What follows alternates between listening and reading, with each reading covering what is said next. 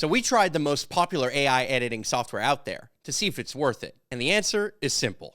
My name is Marc Angelo and I'm a digital storyteller, entrepreneur, and creative who has made thousands of pieces of content online viewed by millions all over the world. But the one thing I have always been passionate about is helping people like you create great video content. That's why I partnered up with Cinemaker to create the Director Studio Show, a video podcast that brings you behind the scenes on the how-tos of creating a multi-camera show for entrepreneurs, creators, podcasters, and marketing experts who dream of creating simple, effective, and scalable video content. So let's dive in.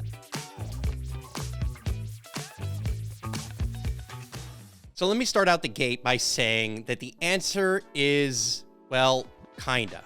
I know that's a little bit disappointing, and I can go into the nuances of why this can work and how it's gonna work because it really depends on who you are. Now, I'm gonna get to that a little later in the video, but I did wanna show you some of the AI tools that we ended up using. So let me hop on over my screen share over here and start with what I consider to be one of the more popular ones out there called Opus Clips or Opus Pro. Now, I've used Opus a few times now. This is not something I only used for the purpose of this very video, but I was actually playing around and trying this tool on multiple levels. I think it's fairly interesting. It's got a fairly decent price point. I mean, it's one of the cheaper ones out there when you're looking at the depending on the number of minutes you want to do and all the different things, you know, you're looking at something between like $19, $38 a month, I would say is probably where the average person would end up using something like this. And in general, is a fairly interesting tool. Again, let me get to the results. The second one that we ended up trying out is a tool called GetMunch. Now, GetMunch is the original AI tool that I ended up trying out and using, and it's got a price point of $49 a month with some interesting features.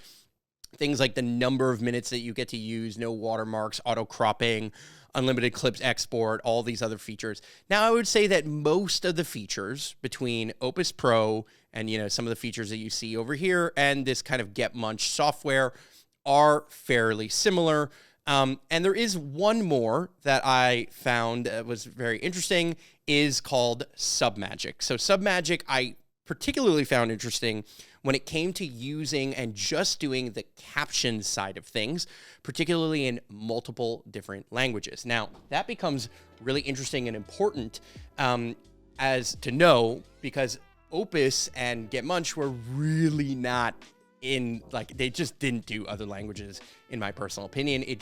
I don't even know if they have the capacity for it, but Submagic really does. I think they boast something like 48 different languages, and they're probably adding new ones all the time. Now, the reason I say this is because I use this to try and make video content for another podcast that I help produce, not so much as an editor, but more so as a consultant, as a strategist. And I suggested that they would maybe try using AI tools for very particular reasons. Again, I will get to that in a little bit.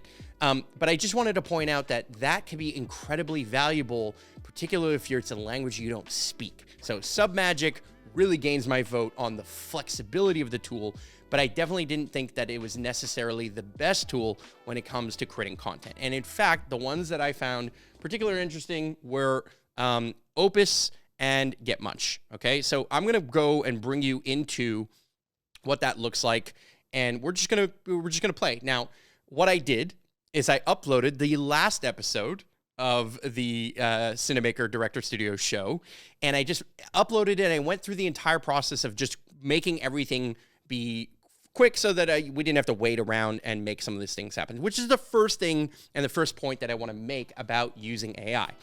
Now, AI, although it's a very fast way of doing things, there are the limitations of having to upload the content or upload the file directly to the AI tool, as well as the fact that you have to wait. There's a waiting period because there's a line of people that are trying to use the same tool. And that waiting period for both Opus and GetMunch was roughly the same, about a 30-minute wait. Now, this was in reality a 3.2 gigabyte file, fairly large, 25-minute episode in high quality 1080p HD, recorded with Cinemaker and all the same systems and tools that you're seeing me use here. So it did take some time not only to upload the video, but then also to render the clips in and of itself. So maybe the entire process is something like 40 to 45 minutes, possibly a little bit longer, depending on how many people are using some of these tools. I would say it was very similar if you were looking or comparing Opus versus Get Munched or any of the other tools that are out there. Now, I know that there are many tools that I could be talking about here. I know you're talking to me about like, well, Mark, what about the AI tools like Autopilot or, Autopod, I think it's called, where you upload a podcast with multiple angles and then you make it switch to the different software. Well, yeah, that's cool. That's interesting. But because I use the Power Cinemaker, I don't need it because I'm already switching cameras between the different angles right here on my own, and I don't need to make the cuts in those particular ways. That is an AI tool that's out there that could be interesting, but it really only reserved to people who are at the highest end of creation, who have DSLRs, who are using multiple cameras and are doing all these different things. I wanted to focus, though, on the AI tools that help you make content for the different social media platforms, and that's what these clips do. That's what these tools represent. And I wanted to focus on what is obviously the most important niche right now, because it's the one that has the most algorithms and it's the one that's getting the most play, which is the vertical format. Again, 9:16, things like TikTok, Reels, YouTube Shorts, and of course you can post those to places like LinkedIn, Facebook, and so on and so forth.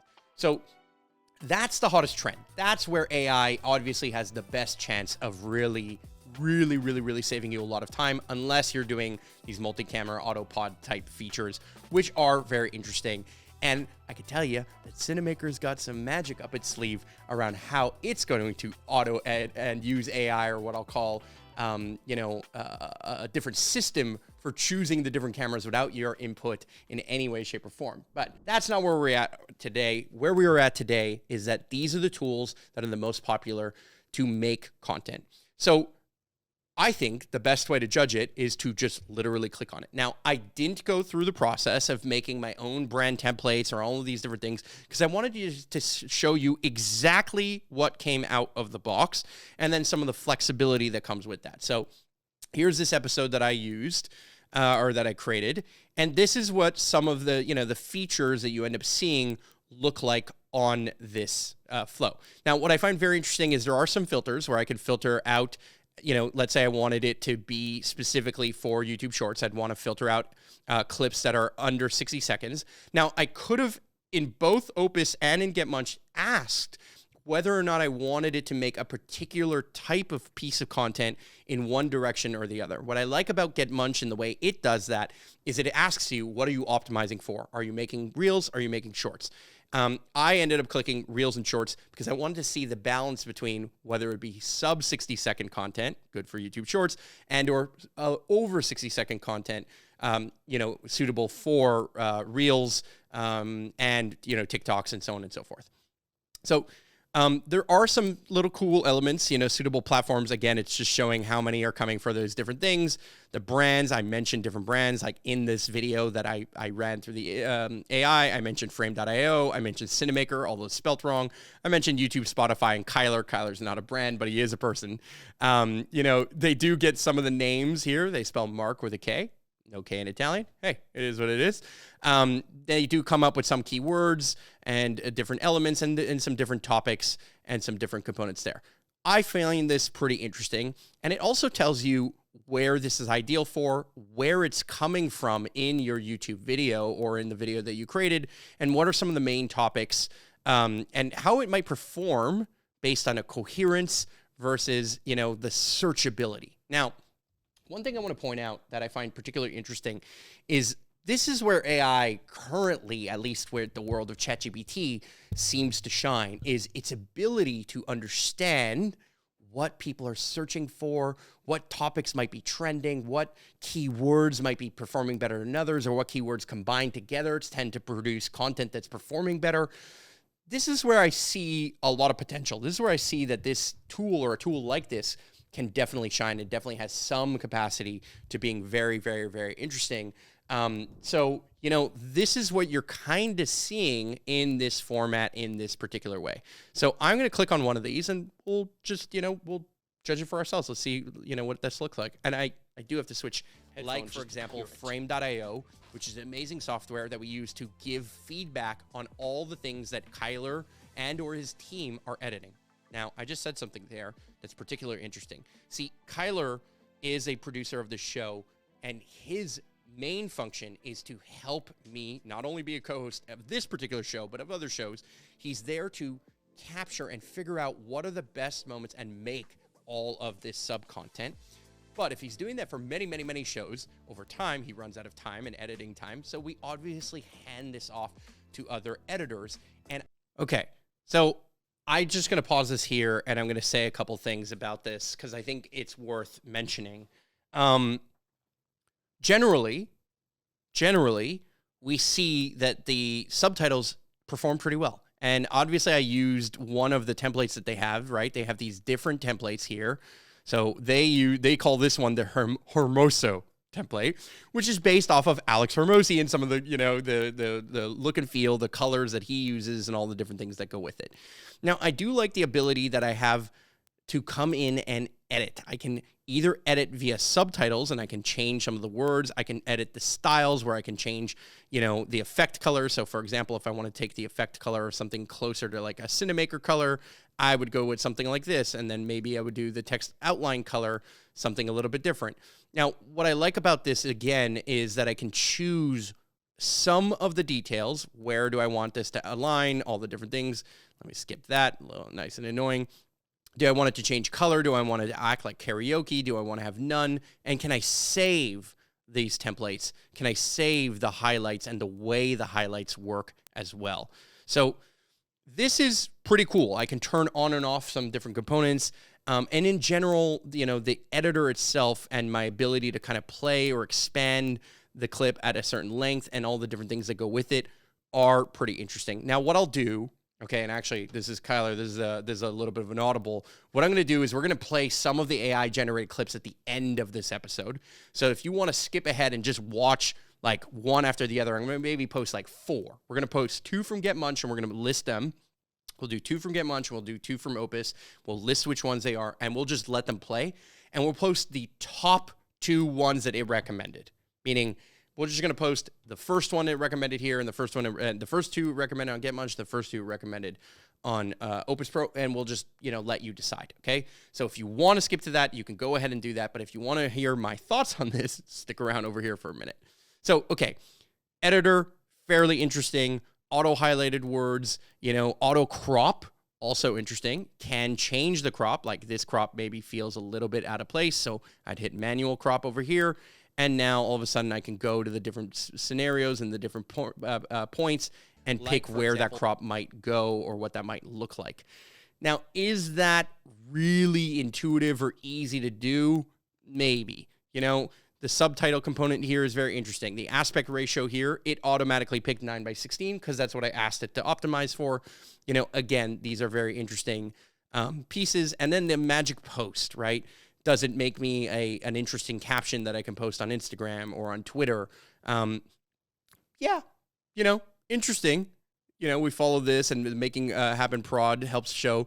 I mean, that's pretty cool. Making happen prod, is that your Instagram handle, Kyler? May Happen Productions. I'm pretty sure. Okay, well, either way, if it got your Instagram handle, I'd be really impressed. I'm actually not sure if that's the case. Maybe you should check that out in the background for half a second. Make sure I hear you fully. So I think it's very interesting. I think this has a component that's pretty cool. So that's the first one. Let's click on the second one and see. Oh, by the way, just give me the answer. Is that your actual Twitter handle? No, got the wrong one. No, it's not. So disappointing. That's a lot. So, you know what I mean? Like, it suggested a very, an interesting element, but did it really work? Would I just copy paste this and would I use this? It's right on the line. This is where I'm getting to the kind of. We'll get to that in a second. And we'll talk a little bit about these different components. But let me get back to this. Let's play the second clip and see how we feel about this clip here. I know that there's an entire revolution happening in the world of content creation when it comes to AI and the integration of AI. And it's funny because a lot of people thought that AI was at the last thing that it was ever going to touch was the arts, was creativity. And yet, where there's a process that takes an enormous amount of time and there's so much content that's being produced by so many different brands, by so many different entrepreneurs, by so many different individuals and creators, that process was ripe for disruption. Okay. Not bad. I actually think that one is pretty decent. I mean, how do you feel about that one, Kyler? It's impressive. Like, it's impressive that it can find those moments. Like, I find a lot of times either it hits it or it just completely finds the wrong one. But I like this one. It's good. Yeah. I mean, I think that this, that clip comes off to me as a little bit better. The other one seemed a little long, right? Now, we know in these vertical formats and some of these different things, length of time can have a big impact on whether somebody's going to watch all the way through. And if they don't watch all the way through your short, or if they don't even rewatch your shorts in certain cases, you're not necessarily going to perform as well as if somebody gets to the end and the audience retention score needs to be significantly higher. I believe algorithmically that has a massive impact on how Reels, TikTok, Shorts perform. Now, do I know the algorithms? No, I don't know the algorithms. So now let's switch over to Opus and see same exact thing, right? Same exact episode, exact same thing uploaded. Nothing changed. I did not change any of the templates. I did not change any of the edits. I did not make a single edit on any of these different pieces. And now let's look at how this performed. And I'll press play here and let's see. Recording engaging multi-camera content is really half the battle, but the magic really happens after we hit stop. Now, in this episode of the Director Studio Show, we're going to dive into what we do immediately after we've finished recording one of these episodes. Let's dive in. My name is Marc Angelo and I'm a digital storyteller, entrepreneur, and creative. It was me. Okay, so I'm going to stop it there because it basically plays, it looks like it's going to play the rest of the intro, and then eventually it just kind of ends at the end of the intro. Now, one, you just noticed that this clip had a bunch of stuff in it and words that were cut off because of the way that we edit and we add text in our episodes of our full-length podcast, right? And we do that particularly at the beginning where there's a hook. So the score seems interesting, right? Like, it's giving it a decent score and it talks about these different things, but the edit and what it chooses to do is not as nice. Right? Or at least as in this first one, it's not as good, okay?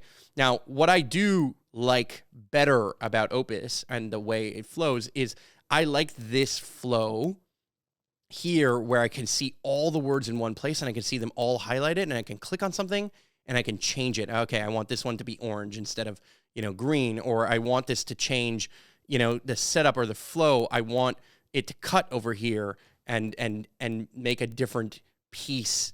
I do think that this is a little bit easier to work with, and you can kind of click on the words and say, this is where I want the out, this is where I want the in, this is what I want to highlight, this is what I don't want to highlight. Design-wise, you also have a little bit more flexibility. It just comes off a little bit cleaner to me, okay?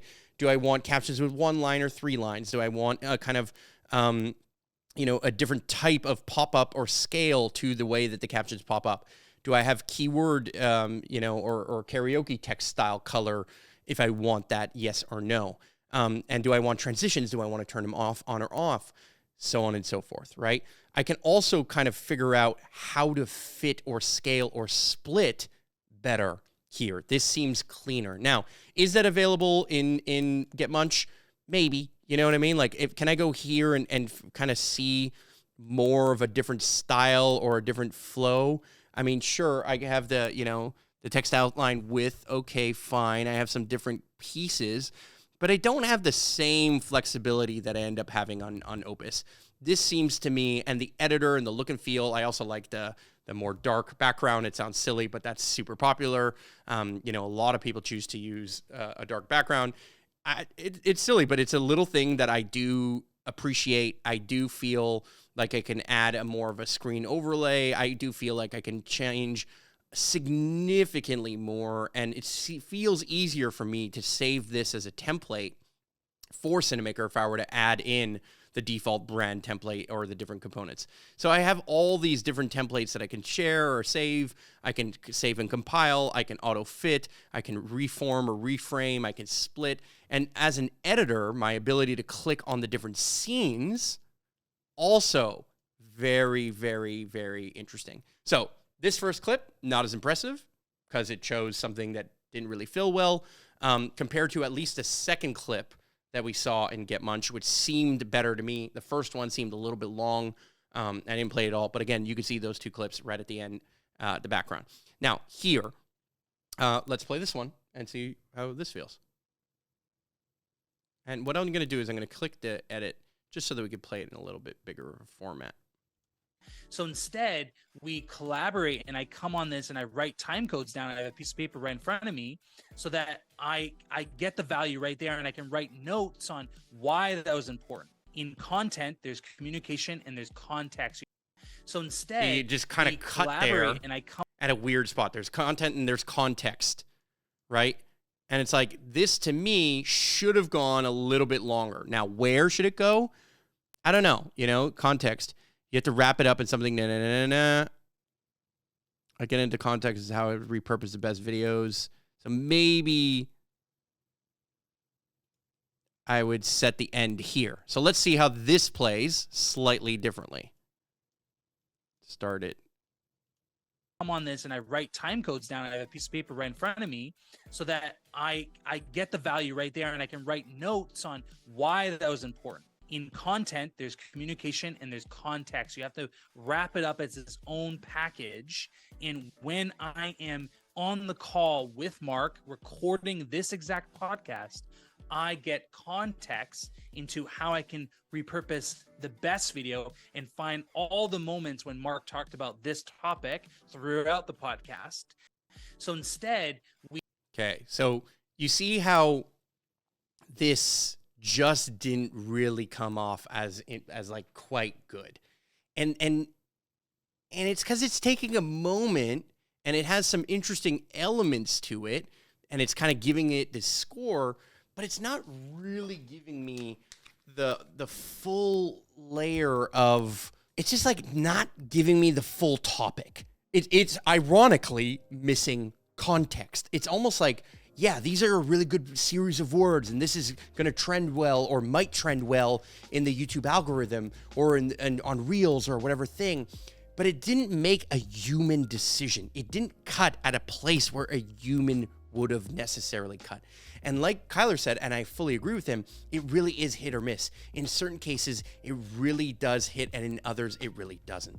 So, the question becomes, is this really worth it? Is it worth taking on something like this? And how could we measure that? So I'm going to do a little bit of an exercise, and I'll give you a little bit of a matrix here, okay? So you've got, let's say, quality on this matrix, and you've got value on this one, right? So you've got quality on one side and value. So where you're going to see the highest quality and value is going to be right over here, but you've got low quality and high value over here. And this is kind of where I think it lies, right? They're very high value because obviously the price points of $19, $38, $49 a month, any of those different price points generally comes off as something that's fairly affordable and fairly reasonable. And by the way, just to give you context, Submagic, pricing, I believe, is that roughly where you really are going to use it. Most people are going to use is anywhere between $16 and $40 a month. I think the $40 a month range. I do like that. I do think that that's reasonable again, okay? Oh, I didn't share the screen on that one. Here's a screen share on this thing. Okay, great. So, again, I think you're up here for the most part.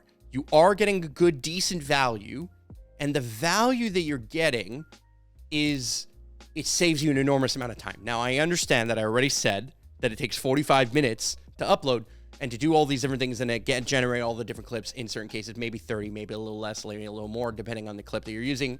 Okay, fine. Context. I get it. But in that 45 minutes, you can also do other things. It sends you an email saying, hey, your clips are ready. There's all these different things that you could be doing. You could be making the thumbnail for the video that you're creating. There's so many different things that you could be doing. But again, you're kind of in this scenario where you're getting a decent amount of value, but the quality is really it's really hit or miss. It's like maybe an 8 out of 10 in certain cases, but I would say the average or the most of the clips end up coming out closer to 4. I'll give it a 4, which is generous in certain cases, because honestly, sometimes it's literally a 1 or a 0. It just doesn't make any sense. And yes, there are some times where it's a perfect 10. And again, that Get Munch clip looking pretty decent, okay? That clip was pretty good. It had like a good in and out. It had a good intro and outro piece. Now, with editing, with you putting in the brand elements, with you going through the editor and making it better, I do believe that the value does rise. So you're here on the Matrix, and it does improve the quality, although the value starts to go down a little bit because now you had to put a little bit of input. So it kind of gets a little bit closer to the center of the graph where the quality could go really high, but you don't quite get the time savings you would have gotten necessarily. Now, that being said, okay, on this value matrix, does it save you money and does it save you time? Well, I think the answer is it definitely can, right? There's so much energy that goes into creating and producing a show, and it really boils down to a use case layer. So I'm going to invite Kyler to try to chime in here on this point of should you use it or should you not, right? So first, before I say any of my thoughts, Kyler, where do you put it on the value versus quality matrix, and would you use it or do you? Yeah, it's a good question, and there is no right or wrong answer. It just depends really on your use case and where you are in your content creation journey. Marc and we've been doing this for a number of years, and we do this for also a number of different shows, and so we know how to get the best out of AI. And if you're looking at our format, we pre-plan our short form content and our YouTube videos that we extract from the podcast. So we pre-plan those. If you saw in the previous episode how we pre-plan this show, go check that out. But this helps the AI identify those clips even better. If you're taking the approach where you don't want to think about short form content and you just want the AI to do the work, you're gonna get mixed results, right? Like you saw in this example. But if you actually put some thought and energy into the pre-production, then you're going to get much bang for your buck, right? So AI is a tool, but it's not the solution. I think that's the biggest problem or maybe misconception a lot of people think about AI, like, oh, one click and I get all this content. It's like, yes, that is true, but it's not going to be valuable to the end consumer, to the person watching the video on the other end, because that's who you're marketing to. You're marketing to humans, not to the algorithm, right? So that's kind of my thoughts there. It really does depend. Marking it, I would kind of agree with your rating, like not very, very high. I think Munch was better in that one example. But it could have got, there's many cases where I'm like, oh, this would have been 10 times better, and it didn't reach that far. So there are different platforms, and I know it's going to get better and better. But when you're looking at an AI platform, really assess about why you're needing it, why you're using it, and then you can make the decision if it's valuable for that price and it's valuable for your time. But yeah. That's kind of my 2 cents. Yeah, I think it's a fair take. I mean, the way I see it is the answer is kinda, and I'm going to explain this kinda based on different use cases and who you might be. If you are a new creator, just getting started, you don't really have an audience, you're growing a channel, you're trying to make multi-camera content, for example, using Cinemaker, and now you want to kind of spread that content on as many platforms as possible, but you really want to focus on that long-term show more than anything else, or that long format show, and you want to focus on more like YouTube long format more than anything else, this tool can be good at helping you, and it will also be pretty good at giving you ideas about content that you would have naturally not necessarily had, because thinking about what might be interesting about a podcast, or how you're going to take this one piece of the podcast and turn it into vertical reel or short, is a skill, and it's a muscle that requires flexing and it requires working on.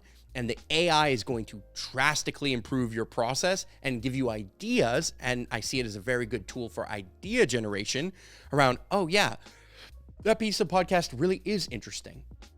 Now, I'll also say that for a pro creator or somebody like Kyler and I, when we're doing this kind of work, and again, we already bake in these different elements into our long format show, and we already pre-plan through our pre-production process, as well as our post-production process, which we talked about in that very episode I loaded into the AI in the first place.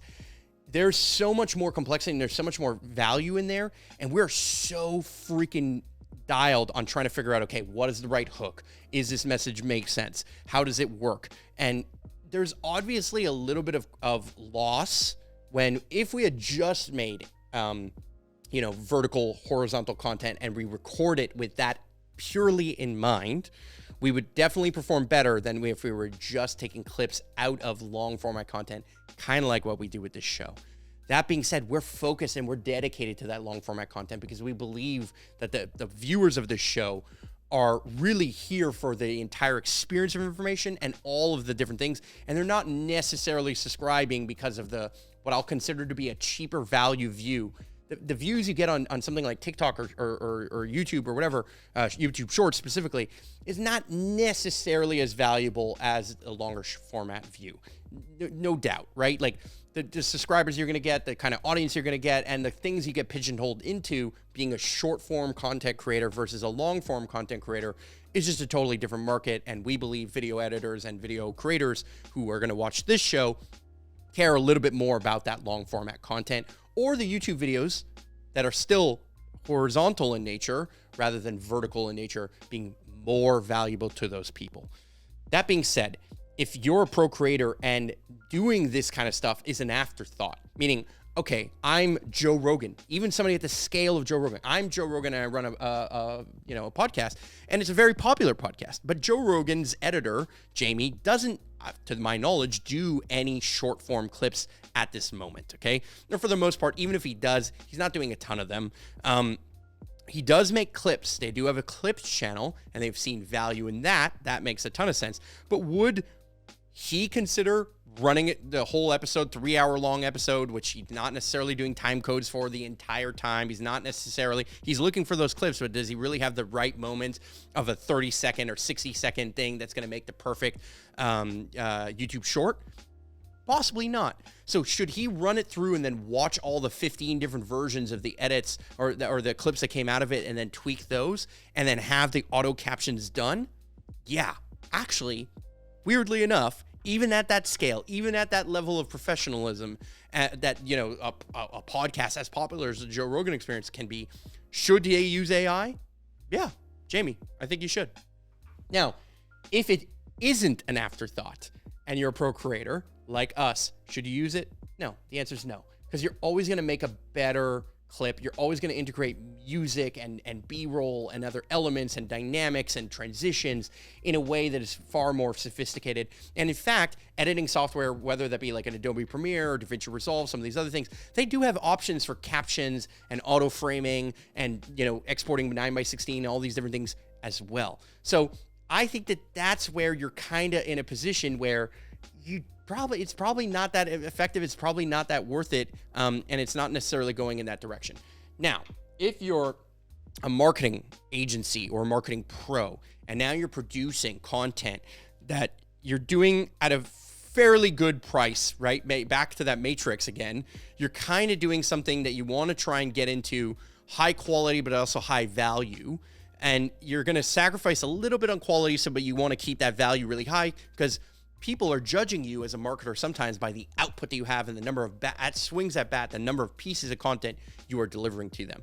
Should you, and somebody, one of my own clients, again, I was talking about a podcast that was done in French and I was using Submagic for because it did titling better and it had, the French language better, particularly even Quebec-based French, which is slightly different than France-based French, if you didn't know. That scenario, I think these AI tools can be particularly interesting. Now, should you use the Adobe, the ones baked into the editing software that you already use to edit videos? Possibly. Should you use something like Submagic or Getmunch or Opus? I think that they're all fairly interesting. I particularly like the editing format and the flexibility and the feel of Opus better. Now, is that just my particular, tendencies or opinion? Sure.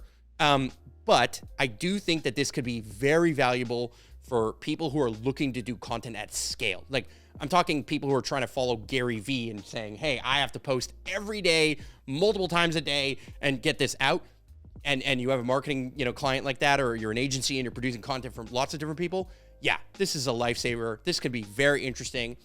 And you can also have a lot of really low talent, low skilled or low kind of, lower barrier to entry type talent do this, right? Somebody who's maybe a social media manager who isn't normally a video editor actually helping you make this content. Again, this could be very valuable for somebody like that person. This could be a very powerful tool for that person. So it's definitely worth exploring in that particular area. But I just definitely think that the lack of humanness to the cuts, the kind of feeling that it doesn't really nail the message or the context, that it doesn't really encapsulate different pieces, or it doesn't pull something from one end of the podcast and something at the other end of the podcast and make logic out of it, or it doesn't necessarily switch the cameras for you, right? And then choose, oh, we should be to this camera or that camera, which is where I think Cinemaker and I tend to have a little bit of an inside track, but I could tell you that things like Cinemaker will help do, and some of these kind of technologies are coming to a powerful tool like Cinemaker in the future. What I can tell you is that there's going to be interesting dynamic and growth curve to AI that will make it more and more valuable over time. And I do believe that the quality will improve over time in the same way that the quality of your CAPTCHAs improve over time, and how we, us, the humans who are constantly uploading, downloading, editing, all that data, I got to imagine, is starting to accumulate and accumulate and accumulate, and it's training the AI to be better and better and better. Now, is it there today? I don't know. Kyler and I, when we make content decisions, we do hand it off to other editors. And we mentioned this in the last episode, and we generally can pay, what is the price? What is the clip, from a decent editor in the Philippines? What's that going to cost you to make a reel? Honestly, if you give them the time codes and the different things, they'll probably charge you between $15 and $20. You can get as cheap as like 10, but I think the quality is suffering there. But you can definitely find somebody who's a very good editor out of the Philippines or out of, a third world country that speaks really good English. Although I really do love the Philippines. I think they're the best, outsourced country that you can go to. India is something I love you, India.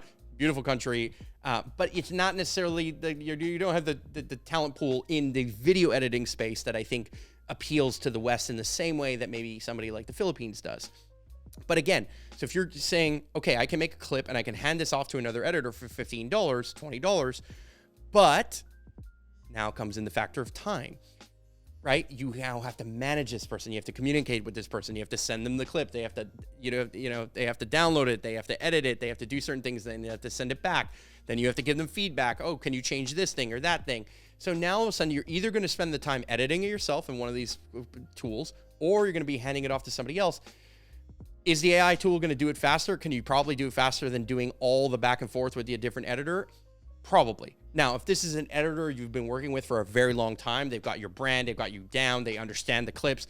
And if you give them more context, meaning you say, hey, from this clip to this clip, this becomes really interesting.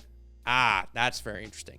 Now, what I found, my happy medium with AI, I make the edits myself in terms of the cuts. I pick the A-roll, meaning I cut this section out, this section out, this section out, put it together, run that through the AI, meaning allow it to make the captions, allow it to do all these different things that make it faster.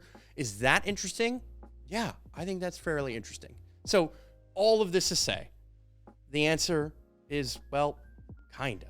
But I will say one thing. Kyler and I don't use AI to make the clips for this very show. And I think that says a lot.